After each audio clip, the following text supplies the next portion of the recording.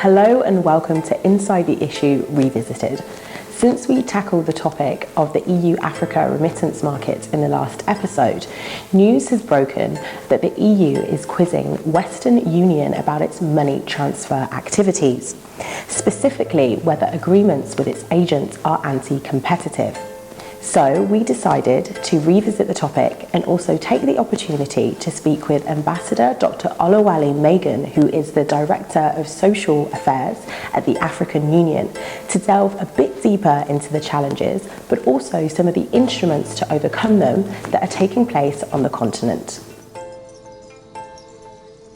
So with all of this noise around remittances, I wanted to start off by asking you, what are your concerns at the African Union about the state of the remittance market?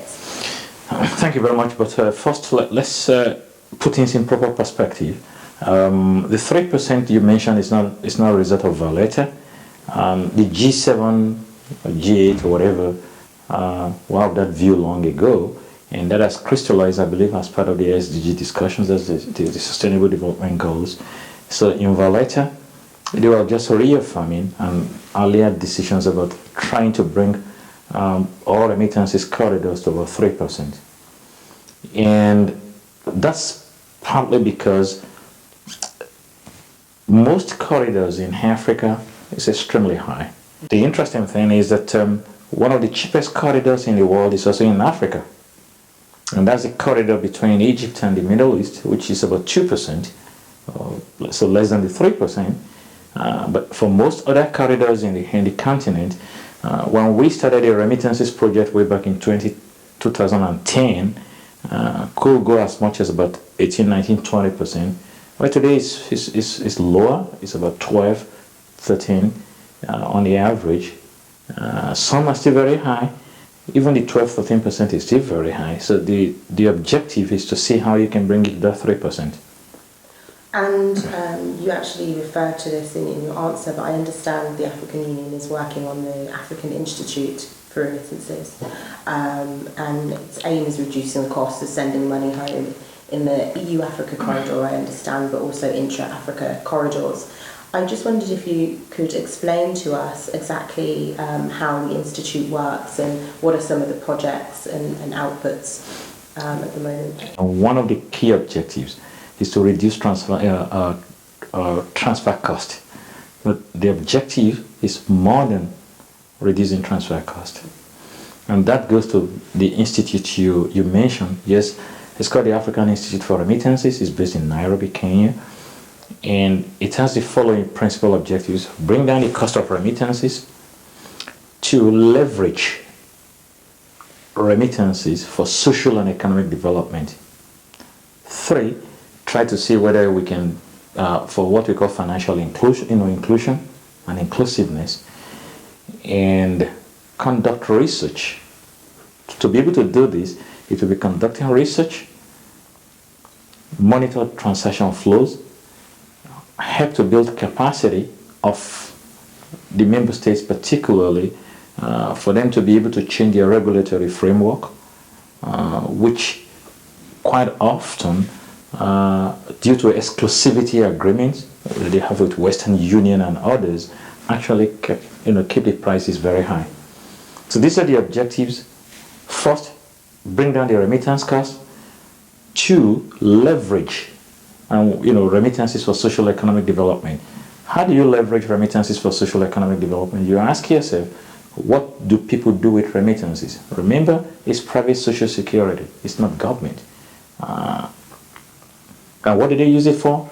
Education, health, small-scale businesses. All right? That's what people use remittances for, mostly. And how do you then leverage those things that they use it for in terms of human capital development, in terms of financial inclusiveness? Who are the recipients of remittances? Usually, it's women who, from our own data research, shows that they even use the remittances better than men. And so how do you increase money at their disposal? which brings us to the issue of remittance cost. If you can lower the transfer cost, you just try to imagine how much you will save if you have to pay 20% on $500 altogether. Calculate that, and if you can bring it to say 5% or 3%, how much more it will live in the hands of the women who use these remittances properly. When the money gets to the continent, to different countries, what are the obstacles that are happening there? What are the impediments? Let me take it. Let me deconstruct the various questions and the issues involved there. It's clear that when you increase remittance outlets, the tendency is that it's going to come down. When you increase competition, it will come down. When and where you've done all those ones, and you've changed the regulatory framework of what we call exclusivity agreements, which were signed with money transfer operators like Western Union in those days, and which some of them are still battling with. The exclusivity agreement gives only one MTO, money transfer operator, and then they can limit the number of outlets that they have in any particular country. So if you are from Kenya or Nigeria, or that are so many other rural areas, people have to travel long distances to come to the urban areas to be able to pick up their money.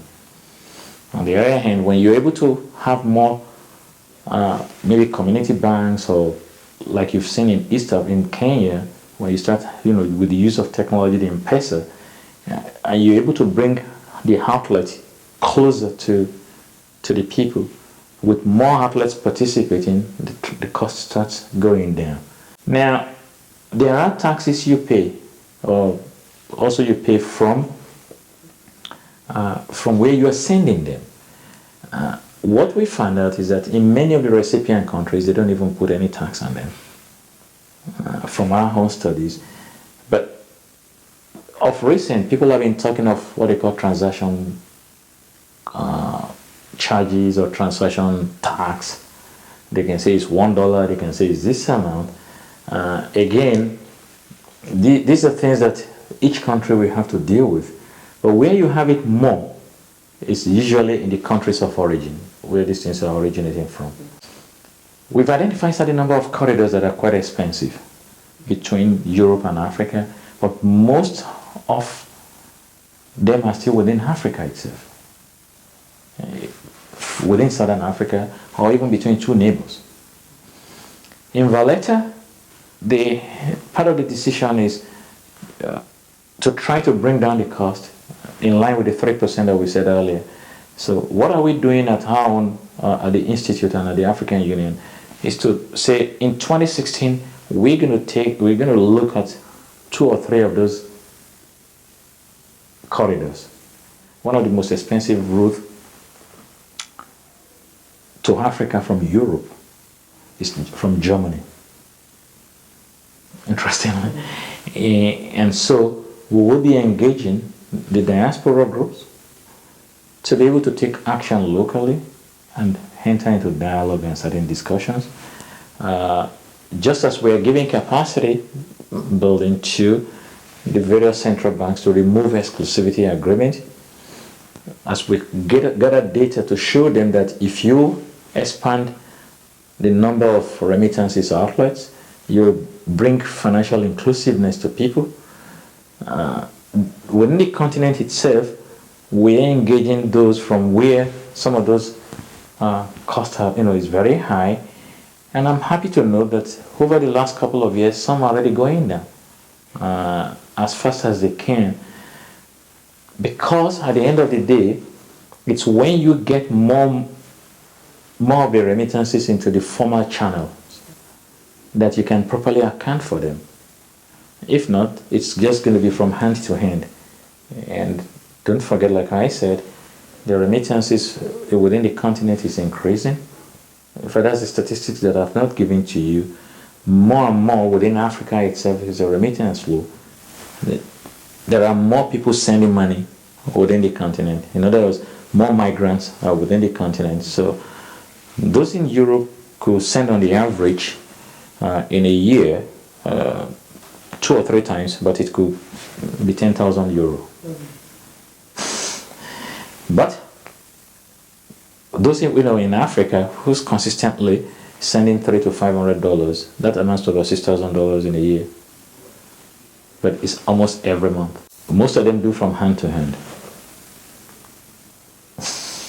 So it's not even really being captured properly into the financial system. That has sent a message to the African leaders themselves that they need to improve mobility on the continent, because in spite of the headaches and the bottlenecks that exist on the continent right now,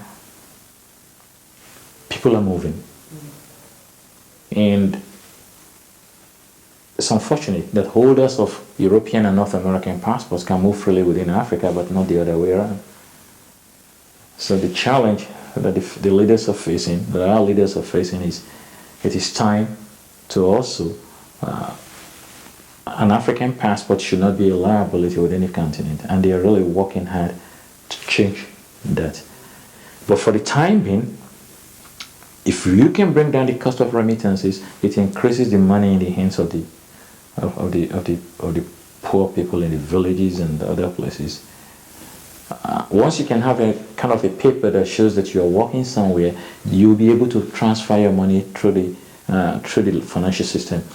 They've done this in the United States. I hope that the same thing can be done in Europe, because it will bring down whatever the cost is when more people are encouraged to use the financial system.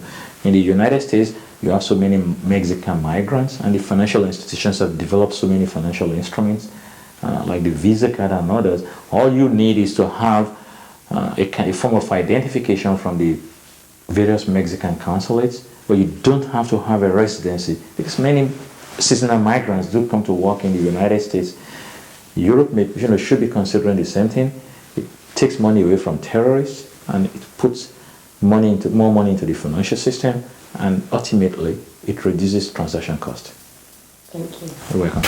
So thank you for watching Inside the Issue Revisited. And remember, this program is really about revisiting issues already discussed on the Inside the Issue show, but only when we have the opportunity to speak to influential decision makers. So thanks for listening. My name is Uzo Madu for What's in It for Africa.